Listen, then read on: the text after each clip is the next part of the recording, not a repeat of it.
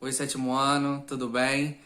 Essa semana eu quero que vocês prestem muita atenção, porque por conta do calendário de entrega do bloco 2, né, da devolução do bloco 2 e para vocês pegarem o bloco 3, nós vamos ter que fazer 2 semanas em uma só. Então hoje a gente faria só a semana 6, mas nós vamos ter que fazer a semana 6 e a semana 7. Então vamos prestar atenção, tá? Eu vou falar um pouquinho da semana 6 e depois um pouquinho da semana 7, tá? Na semana 6 a gente vai falar sobre o papel, sobre a presença dos idosos e das mulheres na sociedade de uma forma geral, mas principalmente na sociedade brasileira. Os idosos, eles a cada ano que passa, vem tendo um peso cada vez maior dentro do que a gente chama aí de planejamento do governo com relação à população. Vocês vão lembrar aí nas aulas anteriores aquela questão da pirâmide etária.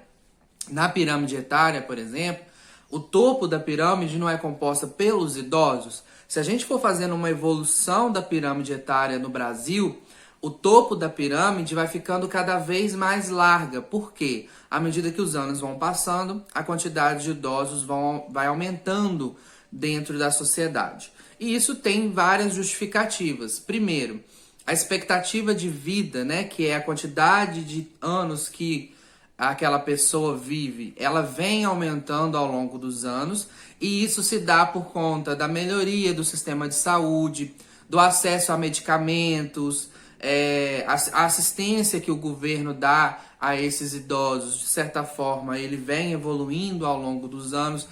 Claro que no caso do Brasil, muita coisa ainda precisa melhorar, mas de certa forma isso reflete na quantidade de idosos, porque as pessoas vão vivendo cada vez mais. E isso é um fenômeno que acontece no mundo inteiro. Existem alguns países que já atingiram um nível em que a quantidade de idosos ela é maior do que a quantidade de jovens. E aí isso é de fato um grande problema. Por quê? Os idosos eles dependem da assistência né, que a gente chama aí de aposentadoria, que na verdade, né, eles contribuíram ao longo dos anos, então tem esse direito, mas eles não contribuem mais. Então esse dinheiro ele vem desse fundo que o governo teoricamente tem. Mas quem contribui para esse fundo continuar ali ativo são as pessoas jovens. Então, se um país ele tem uma população que é mais idosa do que jovem, essa conta, uma hora ela não vai fechar. Então, o país que tem mais idosos do que jovens, ele passa por um problema econômico, social, e alguma coisa precisa ser feita, né? Alguns países até incentivam as famílias a terem mais filhos para que daqui a alguns anos essa população jovem volte a crescer, tá bom?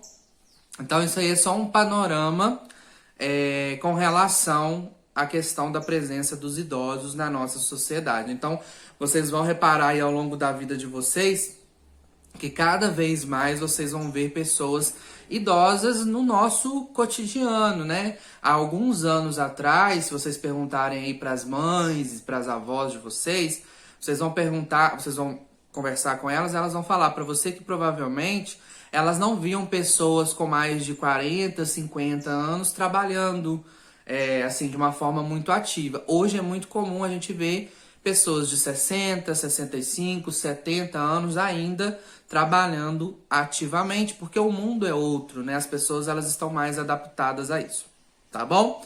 Agora sobre a questão das mulheres, também é uma mudança bem significativa, mas que ainda precisa mudar mais, né?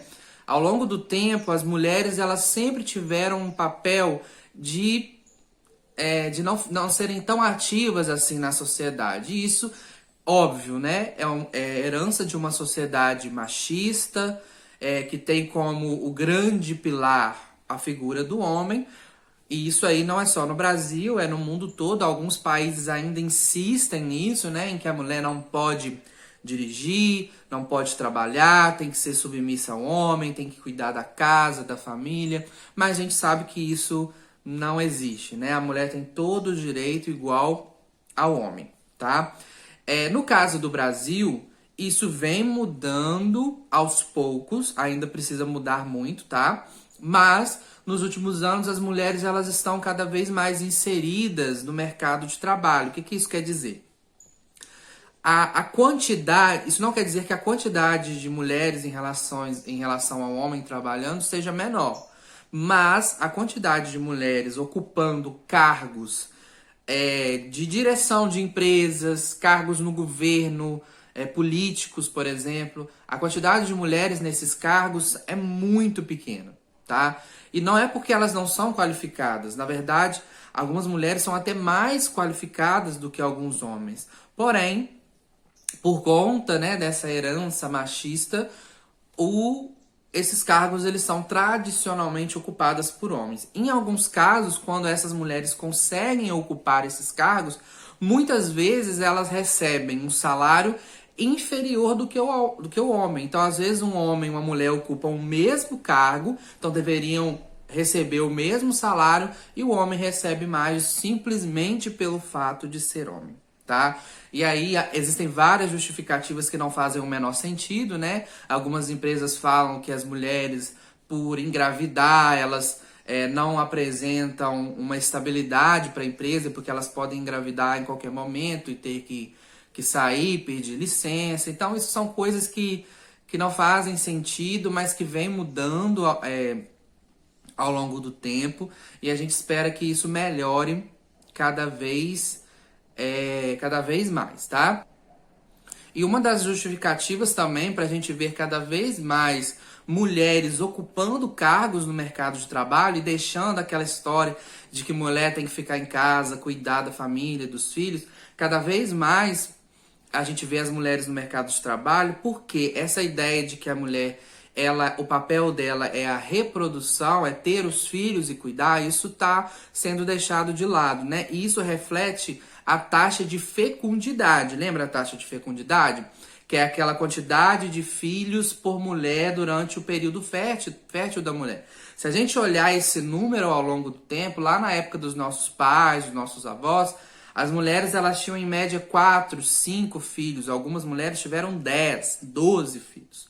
Hoje em dia, a média é menos de 2 filhos por mulher. E algumas mulheres preferem nem ter filhos. Os casais hoje, alguns deles preferem nem ter filhos. Então, essa mudança na estrutura familiar, na atualidade, também reflete no fato da mulher não ter mais essa obrigatoriedade, entre aspas, porque não é uma obrigatoriedade, mas né, a sociedade faz com que seja, de ter que ficar em casa, cuidar da mulher, do filho, do marido, e não poder sair para trabalhar. Tá? Então isso foi mudando ao longo do tempo e também é uma das justificativas para o aumento do número de mulheres no mercado de trabalho.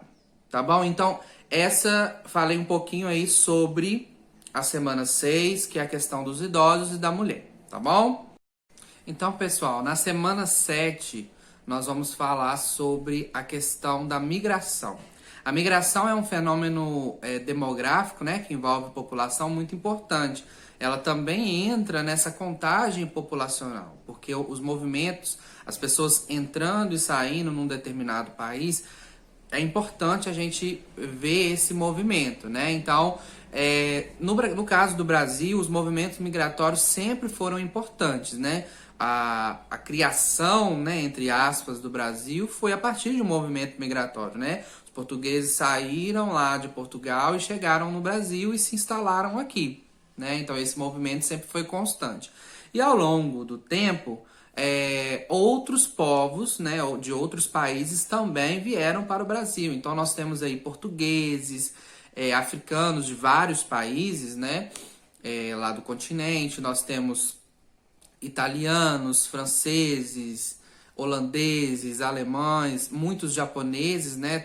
O Brasil tem a presença de vários grupos asiáticos, japoneses, chineses, coreanos, ali também do Oriente Médio. Então, o Brasil é um país, né? A gente viu anteriormente que lembra que é um país miscigenado, né? Que tem essa mistura de vários povos, várias culturas. Então, essas migrações elas contribuíram para a gente poder falar isso, né? E a gente vê a presença dessas culturas em vários elementos atualmente na nossa sociedade. Música, religião, práticas culturais, né? Festas, né? De vários tipos. Então isso tudo contribui na culinária, no esporte. Então tudo isso contribui para a gente poder identificar esses processos migratórios. O que é importante também a gente identificar é o porquê que acontece esses movimentos, né? Muitos países passam por problemas sociais, guerras, fome, perseguição política. Então, isso tudo pode fazer com que as pessoas saiam de seus países e vão buscar melhor qualidade de vida em outros países, né? Atualmente, no Brasil, essas pessoas que chegam ao país vêm de países vizinhos aqui a gente, né? Venezuela, Colômbia, Bolívia, alguns países da América Central, Haiti.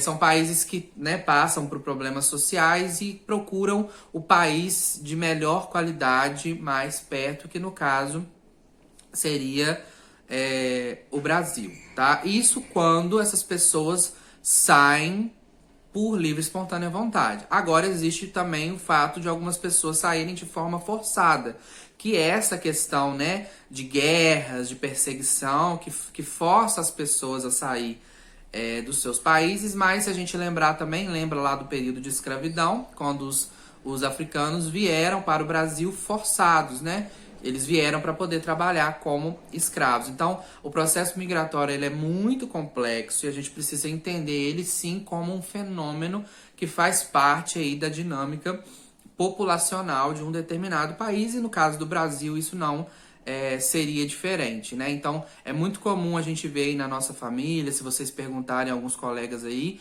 vocês vão ver que tem algum parente que veio de um outro estado, de uma outra região do Brasil. Então a migração ela também pode ser dentro do próprio país. Isso é muito comum no Brasil também. Muitos nordestinos saíram lá dos seus estados lá na região Nordeste e vieram para os estados da região Sudeste para poder trabalhar. Hoje, muitos da região Sudeste acabam voltando para o Nordeste ou indo em direção a outros estados do Centro-Oeste, do Sul, por exemplo. Então, o processo migratório ele sempre acontece, em alguns momentos em alguns sentidos, outros em outros sentidos, né? No Brasil hoje nós temos aí uma migração que é chamada de fuga de cérebros, que são aquelas pessoas que são altamente qualificadas, mas não acham no Brasil empregos que são à altura dessa qualificação, né? Então elas têm que buscar esses cargos em países mais desenvolvidos. Então é o que a gente chama de fuga de cérebros, que acontece muito no Brasil e vários outros. Tá bom? Então, um pouquinho aí da semana 7. Tendo dúvida, é só chamar. Essa semana vocês têm que colocar em dia para poder entregar o bloco lá na escola, tá bom? Qualquer coisa é só chamar. Tchau.